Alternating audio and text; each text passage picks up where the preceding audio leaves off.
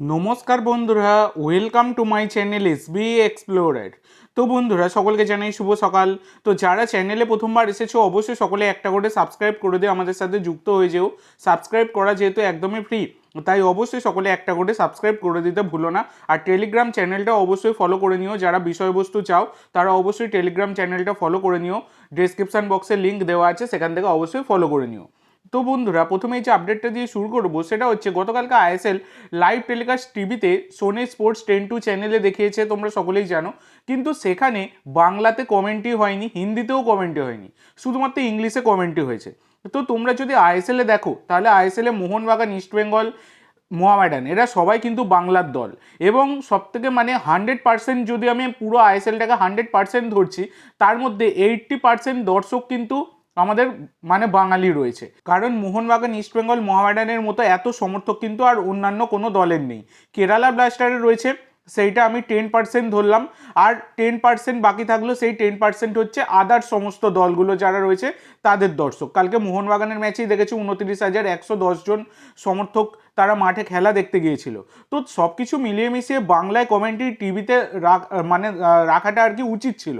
একমাত্র ফ্যান কোডেই দেখানো হচ্ছে বাংলায় কমেন্ট্রি, সেটা কিন্তু টিভিতেও দেখানো উচিত ছিল।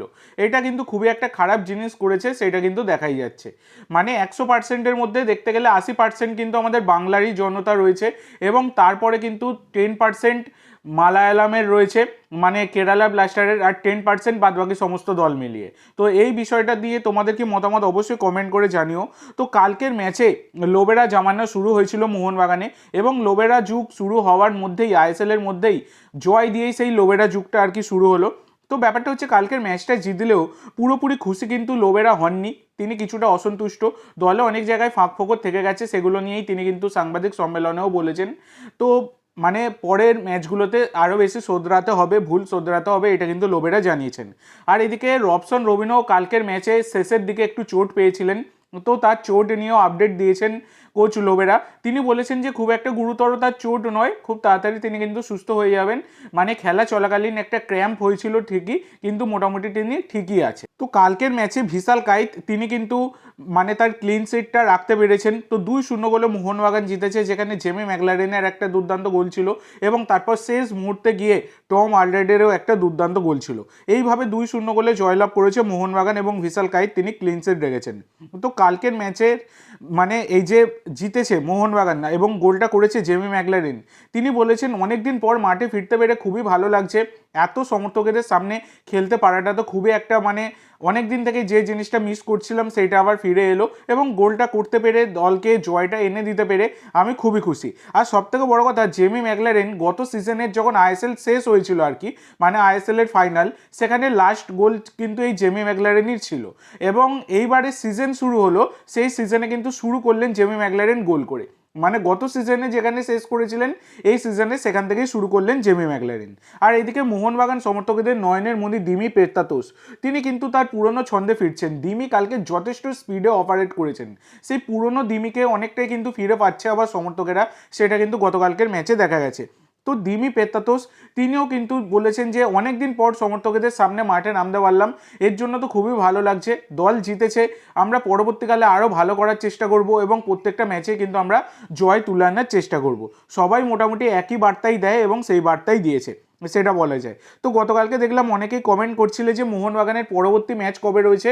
তো তোমাদেরকে বলে দিই, মোহনবাগানের পরবর্তী ম্যাচ কিন্তু 23শে ফেব্রুয়ারি সন্ধ্যেবেলা 7:30 থেকে মোহনবাগানের সাথে চেন্নাই এফসির ম্যাচ কিন্তু রয়েছে। অনেক দিনের গ্যাপ কিন্তু রয়েছে মোহনবাগানের। এছাড়া কালকে যেহেতু ডবল হেডার্স ছিল, তাই দ্বিতীয় ম্যাচটা ইন্টার কাশির সাথে এফসি গোয়ার ছিল, এবং সেই ম্যাচটা ইন্টার কাশি তারা জিততে জিততে ড্র করেছে, সেটা বলাই যায়। কারণ কালকের ম্যাচে প্রশান্তের গোলে 1-0 গোলে এগিয়ে ছিল ইন্টার কাশি, এবং শেষ মুহূর্তে গিয়েই একদম সেখানে রেড কার্ড খায় ইন্টার কাশির বিদেশি গোলকিপার লুইস টারেস। তো সেই রেড কার্ড দেখার পর সেখানে কিন্তু হাবাস রেগেও গিয়েছিলেন, আমরা সকলেই দেখেছি। তো সেই রেড কার্ড খেয়েছিল মানে গোলকিপার, এবং পেনাল্টিও হয়ে যায়, সেটা এফসি গোয়া পেনাল্টি পায়, এবং সেখান থেকে কিন্তু গোল করে এফসি গোয়া তারা কিন্তু ড্র করে ফেলে ম্যাচটা। নাহলে কিন্তু এফসি গোয়া কালকে হেরে যাওয়ার যথেষ্টই চান্স ছিল, এবং সেখানে কিন্তু যথেষ্ট ভালো পারফরমেন্স কিন্তু দিয়েছে হাবাস। তো মোহনবাগান সমর্থকদের প্রিয় দাদু হাবাস, তার কিছুটা ব্যাড লাক কিন্তু দেখা গেছে গতকালকে, নাহলে কিন্তু অবশ্যই ইন্টার কাশি তারা কিন্তু জিততেও পারতো। আর ইন্টার কাশি যে ধরনের পারফরমেন্স দিয়েছে এবারে আইএসএলে প্রমোট হয়েই, সেটা কিন্তু যে কোনো দলের ক্ষেত্রেই মানে একটা অশনি সংকেত বলা যায়, কারণ যথেষ্ট ভালো পারফরমেন্স কিন্তু ইন্টার কাশিকে দিতে দেখা গেছে। তো তোমাদের কেমন লেগেছে গতকালকে এই ইন্টার কাশির ম্যাচ, অবশ্যই সকলে কমেন্ট করে জানিও। আর হাবাস যে দলের কোচ, সে দল ভালো পারফরমেন্স করবে সেটা তো সবাই জানে, কারণ হাবাস মানে যথেষ্ট আইএসএলের মানে প্রচুর এক্সপিরিয়েন্স রয়েছে, সব থেকে বেশি এক্সপিরিয়েন্স রয়েছে হাবাসের। তো সেক্ষেত্রে তিনি তো চাইবেনই তার দলকে যথেষ্ট ভালো পারফরমেন্স দেওয়াতেই। তো আজকের জন্য এইটুকু বন্ধুরা, ভিডিওটি ভালো লাগলে অবশ্যই লাইক করো, শেয়ার করো, আমার চ্যানেলে প্রথমবার এসে থাকলে চ্যানেলটি সাবস্ক্রাইব করো, আর কমেন্ট করে জানাও ভিডিওটি কেমন লাগলো। ধন্যবাদ।